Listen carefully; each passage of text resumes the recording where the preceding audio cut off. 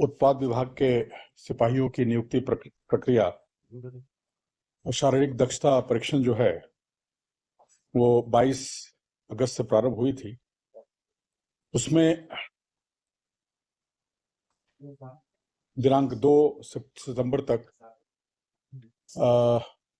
7 केंद्रों पर ये बहाली हो रही थी। उसमें 12 अभ्यर्थियों की दुखद मृत्यु के पश्चात इस प्रक्रिया को कुछ समय के लिए स्थगित किया गया था। माननीय मुख्यमंत्री जी के द्वारा इसकी समीक्षा की गई और इसको हम लोग अब आगे बढ़ाने की दिशा में आगे बढ़ेंगे।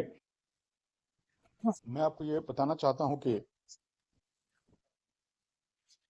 यह निर्णय लिया गया है कि अभी तक इसमें करीब 5,13,000 अभ्यर्थियों के द्वारा आवेदन भरा गया था और तकरीबन 4 लाख अभ्यर्थियों की दौड़ की प्रक्रिया इसमें समाप्त हो चुकी है। उस 4 लाख अभ्यर्थियों की दौड़ की प्रक्रिया में एक्चुअल जो अटेंडेंस हुआ है, जिन लोगों ने एक्चुअल दौड़ में जिन लोगों ने हिस्सा लिया है, वो तकरीबन 1,87,704 है। तो ये 4 लाख तक के करीब रोल नंबर तक की दौड़ हुई है।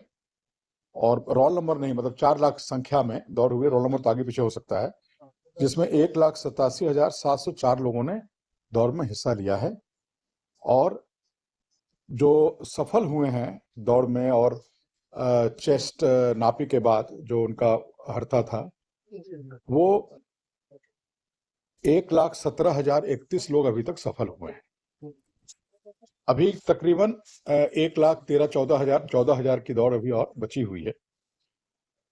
तो हमारे जो 6 केंद्र हैं, चयन परिषद 1 है रांची स्मार्ट सिटी में, चयन परिषद 2 है झारखंड जगुआर रांची में, 3 है पुलिस केंद्र गिरिडीह में, 4 है जेपीटीसी पद्मा हजारीबाग में, 6 है जमशेदपुर सीटीसी मुसाबनी में और 7 है साहेबगंज जैप 9 के परिसर में।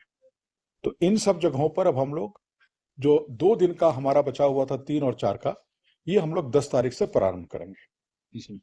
इसी महीने के पहले हम लोग प्रतिदिन 6,000 लोगों को बुला रहे थे। अब यह निर्णय हुआ है कि प्रतिदिन 3,000 लोगों को हम लोग सभी केंद्रों पर आमंत्रित करेंगे। तो जिनकी दौड़ 3 तारीख को थी, 3 सितंबर को थी, वे अब 10 और 11 को, पहला 3,000 10 तारीख को, अगला 3,000 11 तारीख को दौड़ेंगे।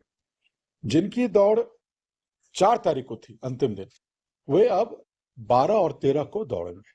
तो ये 6 केंद्रों की बहाली जो है ये 13 तारीख को हम लोग समाप्त कर चुके होंगे। उसके बाद हमारा बचेगा पलामू का चियाकी केंद्र।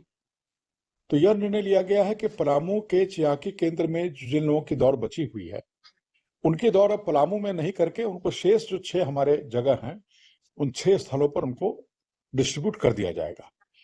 तो ये चूंकि 14 से लेकर के 17 तक अवकाश है, उस बीच में मिलादुन्नबी का भी पर्व है और विश्वकर्मा पूजा है और संभवतः कर्मा का भी डेट निकला हुआ है। तो इसलिए 14 से 17 हम लोग कोई बहाली नहीं कर पाएंगे और 17 को तो विश्वकर्मा पूजा के दिन तो गाड़ियों का आवागमन भी में भी बाधित रहता है। तो 18 नहीं, 19 और 20 को जो पलामू के जो लोग बचे हुए हैं, पलामू में 42,000 लोगों की नियुक्ति अभी बची हुई है, उस नियुक्ति को शेष 6 केंद्रों में 19 और 20 तारीख को संपन्न किया जाएगा। जेएससीसी के द्वारा कल से लेकर परसों तक ये जो परिवर्तन हो रहा है डेट का और स्थल का, ये हम लोग कल से परसों तक उनका एडमिट कार्ड जो है, फ्रेश एडमिट कार्ड उनके साइट पर अपलोड हो जाएगा। तो जो अभ्यर्थी है वो एडमिट कार्ड अपना अपलोड कर सकते हैं, उनको पता चल जाएगा कि उनको किस तारीख को किस सेंटर पर पहुंचना है।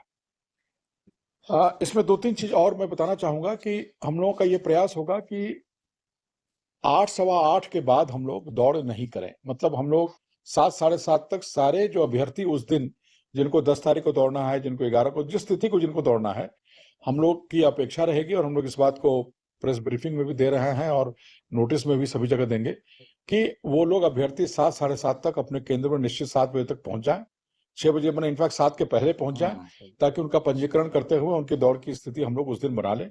तो ताकि हम लोग 9 सवा 9 के बाद हम लोग दौड़ नहीं कराएं। ये एक सरकार का है कि थोड़ा मौसम जब तक कूल रहता है तब तक हम लोग दौड़ करा लें। दूसरा, ये जो जिन अभ्यर्थियों की मृत्यु हुई है तो उसमें कुछ लोग का तो सडन डेथ हुआ है, दौड़ते समय गिरे हैं, फिर अस्पताल तक पहुंचते पहुंचते उनकी मृत्यु हो गई है, और कुछ लोगों की अस्पताल में ट्रीटमेंट में हुई है।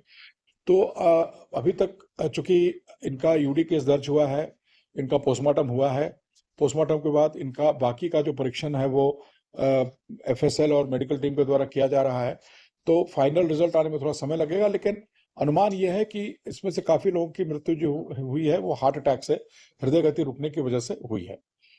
अब ये हृदय गति जो रुकी है ये विभिन्न कारणों से हो सकती है। कई बार कोई लंबी बीमारी रही हो, किसी तरह का कोई लंग्स में इन्फेक्शन रहा हो, तो ऑक्सीजन की कमी और इन सब चीजों की कमी रहती है, जिससे कि घटना घटती है।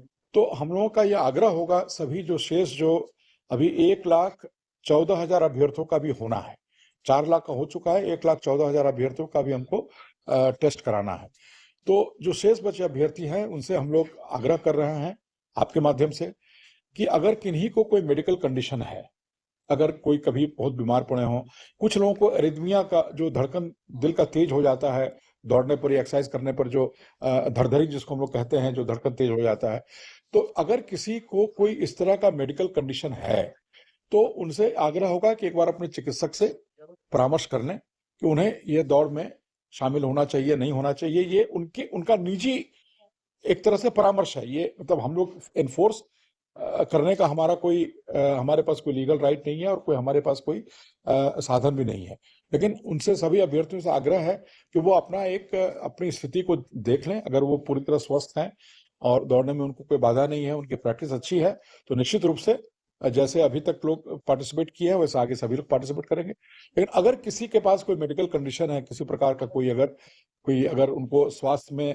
पहले किसी तरह की कोई बात हुई है जिसका उन्होंने जांच कराया है, तो वो अपने विवेक के अनुसार, अपने स्व विवेक के अनुसार वो निर्णय ले सकते हैं।